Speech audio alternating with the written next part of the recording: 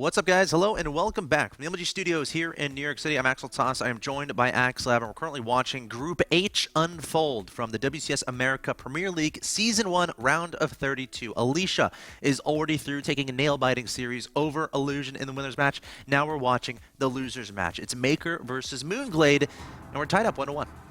That's right. MoonGlade taking a very long Game 1 victory, draining Maker out with constant Locust attacks combined with Blinding Clouds. Maker striking back Game 2 with a really nifty control of the Hellion Reaper combination. What's really cool there is MoonGlade had a Spine Crawler, and Maker literally It was doing nothing. Maker was literally, he was range 8 from it. He perfectly skirted it. And I don't know many players who can actually control 7 units to go in an arc while attack moving and somehow not even get hit once by that Spine Crawler. Yeah, I mean, I feel like there might be some misperception out there that Maker's like is not good or something because he lost 0-2 to Alicia. There's two things of that. One, Alicia's like really good. Two, Really? Two, Maker. I feel like I feel like nerves definitely came into play. Yes. A little bit there. It can be. I feel like that happened with Minigun too against ST. I feel like that's a common theme here again, but these guys are getting experience, so we'll see what happens. Maker definitely a very strong player. He's not top 5 on the North American GM ladder for nothing. I think it might be top 10. But in any case, here we are in game number 3. In the top right-hand location, we have the blue Terran player representing Caos Latin Gamers. Hailing from Mexico, he's 19 years old. He is your blue Terran player, Maker.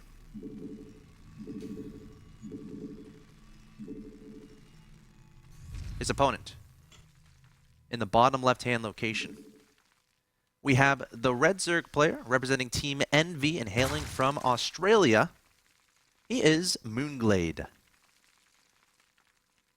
So, I mean, I think your point about the nerves is so true. I mean, like you said, these guys like Alicia and ST, these guys are giants of StarCraft.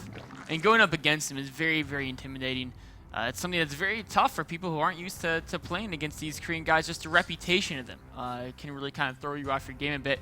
And that's something that's really cool about WCS, is these guys are getting a chance to compete at the highest level, and they're getting that experience. And you know, they're actually showing some great games. Like Maker had Alicia Game 1 was a very close game, and you know, a couple small changes there. You know, and that's how these guys improve, is by having these opportunities and by getting that experience and when playing these games. It's like we almost saw Illusion take out Alicia, and he's one of those guys with that experience, right? Yes. He's been to plenty of live events. Maker hasn't necessarily had the same opportunities. So, you know, I'm honestly loving WCS America so far. It's really cool seeing how all of these players adjust to these settings. And I think it's only a matter of time before the American scene, because I'm not going to lie, the American scene might be the weakest of the three. America versus Europe versus Korea. But I think it's definitely possible to close that gap. And with, you know, situations such as these, where we truly get to see these Americans go against top level players, it's going to provide that experience for them, so that eventually, at one point, they can start taking series, and they can start getting some deep runs and deep tournaments all around the world. So here we are on Daybreak. Yes, we are on Daybreak. Game 3 between Maker and MoonGlade. I mean, Maker, he talked in about his style earlier at the very start of the show, and he said he likes to play aggressive versus Protoss and Terran. He likes to play slow in general versus Zerg. And we saw that in the first game in Aklan Waste, and I think we may see that same mech, methodical turtle style here on Daybreak. And the question is how it's a good map for him. Yeah, it is a great map for him. Is he gonna? And he didn't open Reaper, by the way. Didn't he? It's the exact same opening as our Aklan Waste. The gasless, 1 barracks, no gas expand, and 2 gas. Straight to starport though. Oh, this is different. Is he getting in armory? No. Huh? This might just be a Hellion drop straight up. I'm looking for the armory. Or right? it could even just be Hellion Banshee, which is a very common way to open map. Good point. The cool thing about Hellion, the reason why a lot of people like to open Hellion Banshee when they go into mech, is because it takes a little while to build tanks and to space them out. If you want to take a fast third, right? Because mech needs a lot of gas, right? You need that fast third. It's great to open Hellion Banshee because you're pretty much safe from any Zerg attack for quite a long time. If you only get one Banshee, Roaches can be a problem, but if you get up to 4 or 5 Banshees, Roach attacks will get massacred. 4 or 5 Banshees will kill Roaches really fast. And then, of course, if you have 10 Hellions, you're pretty much immune to Speedlings or Banelings. So the Zerg can't really threaten you unless they can sneak like a Nidus in and do Roach Queen with a lot of Queens, but you should be a scout that. It's going to be scouted, by the way. Yes. And how does MoonGlade react to seeing this? I mean, this was the opener in Wings of Liberty, one of the most common ones, right? Yeah. So he just has to make sure he doesn't take any damage into Banshees and make sure he does an okay job as far as that goes. Overlord gonna pop, and Cloak is being researched with this. This could have potential to do some great damage here because, but MoonGlade's already building Spore Colors. So he's, these Spore Colors are a little on the early end. Yeah. But better be safe than sorry. Yeah, exactly. But I'm not sure if he's respecting the Hellion threat. Yeah, well, he definitely just saw them at the Watchtower. I don't expect him to do 18 more Zerglings on the way. I like how he's moving the Spore to the creep down here. Yes. It's really important to help deal with Banshees as they start coming in. And he's even going to move it closer. Yep. Yep, 2 more factories are being built, by the way, back in Makerspace. So definitely going for that same mech competition. And he's got those add-ons ready and waiting to be utilized by the factories. Got some Lings out here to potentially deal with the Hellions, of course. Maker has to be very careful. These Hellions represent a lot of early game investment. They represent map control. They're your scouting. They can help deny creep. They can do they have a lot of utility. So you don't want to get them caught, right, by your opponent's Lings. No. So. Double armory here as well. So going straight into those upgrades. It's very typical for mech play. Also has that 3rd command center already started. And what's interesting? When you're opening Banshee Hellion, your opponent is not necessarily going to want to be aggressive because what in the early game can shoot up as far as being aggressive? Not much. Yeah. So this is allowing Maker to really power into what he wants to do. Getting additional factories, getting additional armories, and getting additional command centers. There's no Spore in natural. Cloak's activated. Drones are going down in significant numbers. There is a layer, but I don't see any Overseers. Yeah, okay, one is being made. I'm a little bit surprised at how late that Overseer is. What's big? The Spire's big. He could actually kill a Spire. Spire's dead. Oh. Even if Queens were here, you could just ignore the Queens. Yeah. This is a very successful opening for Maker. Even loses the drone. Super successful. Yeah, and he's almost... This is successful enough. I don't on Daybreak with the build he can't really go ahead and do a timing. But he could take up to 4 bases very fast. He could do some really greedy 4-base play. Alright, so MoonGlade's in a bit of a bind here. Keep in mind how important this game is. The loser, the loser of this game goes to the Challenger League. Their Premier League is done. And this is a group that a lot of people are predicting MoonGlade and Alicia. They're going to advance. So MoonGlade has to come up with some way to come back here because these Banshees have definitely already paid for themselves. Oh yeah, if you can get the Queen. Oh, the Spore Crawler! Queen would be careful. Insult to injury, got it, Mike. He's going to get it, but losing the Banshee. Yeah, they did their jobs. Getting another drone there. I'm going to look at workers killed really quick. 18, income tab is 51 to 49. More importantly, the tech here is going to be significantly delayed for MoonGlade. He'd have mutas out already. You know what could be scary, actually? Remember last game I was talking about that Thor Hellback timing? Yeah. We could see that. I don't think MoonGlade can afford to get a significant Roach count. And he actually even has the Star Force who gets some Medivacs too to help with mobility. Yeah, and he's not going into upgrades on the missile attacks or anything like that, so... Never mind, he's not doing it. He's focusing on the melee and the carapace, which of course means a lot of Lings. Okay, there's the missile. Yeah, he's aware of that timing. Yeah. I'm not sure if he could have held it given how the opening went, but the fact that Maker is going 4 Tech Lab 1 reactor means there's no timing he can do. He canceled melee attack, by the way. And it was almost done. Yeah. That's really interesting. Yeah, it would be. Was that a mistake then? I mean, he canceled it literally, it was at 99%. Yeah, I think it must have been a mistake. Because the 100-100 is not, like, the melee attack's worth more than 100-100. Yes. It's a time that you'd rather spend on the range attack, but at time, of course, if it's that close to being done, isn't really worth too much. Oh, maybe he just scouted the intentions of his opponent going mech. Maybe that was it. Could be. In fact, the Overseer, I'm looking at his vision, he saw it. So. Yeah, yeah. I mean, that's probably it. Yeah. I think a lot of players would, even though you're probably not going to make use melee attack for a long time. Actually, you know what?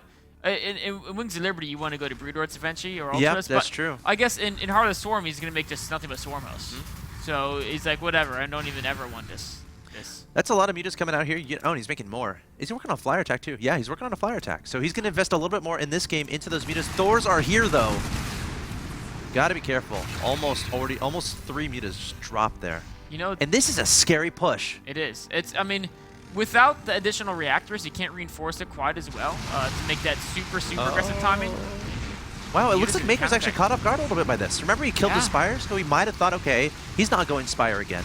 But MoonGlade, you know, directly putting down that Spire, and a lot of SCVs might go down. This might be a little bit of an all-in situation here for Maker. It's going to be kind of base trade. He's got 3 Thors on the way, so he's not going to totally die to mutas. The question is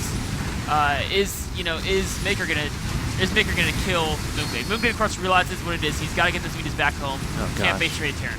We got 4 Thors here, 2 tanks, plenty of Hellbats, even some Hellions mixed in, a Banshee Viking overhead, and MoonGlade trying to figure out how do I deal with this. 8 Banelings are in production. Muta's going to be swinging in from the left-hand side, going to try to magic box these Thors, but again, so many Thors on the field, he's going to try to target down the Thors one at a time. No SCVs to potentially repair. The Banelings coming in here, getting some key detonations onto the Thors. Can MoonGlade clean this up? I think he will be able to.